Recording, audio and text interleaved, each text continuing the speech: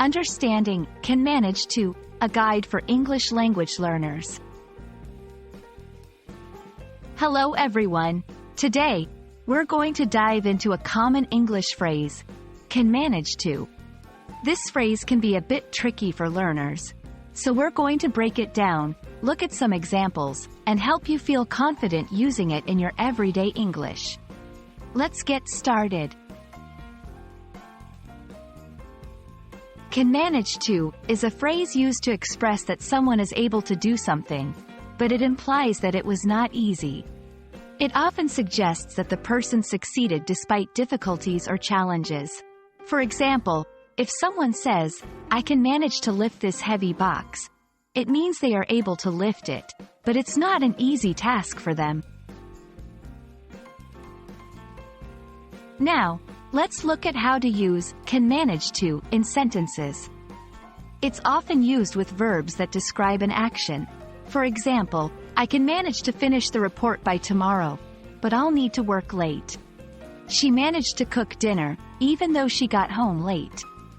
Notice that when talking about past actions, we use managed to.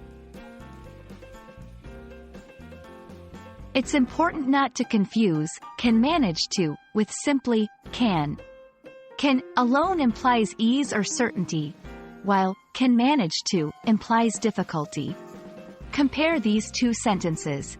I can read the book implies it's easy. I can manage to read the book implies it's challenging, but possible. Also, remember not to use can manage to for things that are generally impossible. It's used for actions that are difficult, but achievable. Let's do some practice. Try to create your own sentences using can manage to. Think of situations where you've achieved something challenging, and describe them using this phrase. Great job today! Understanding phrases like can manage to is a big step in mastering the nuances of English. Remember, it's all about context and implying the effort involved in an action. Keep practicing, and you'll manage to become even more fluent in English. See you in the next video.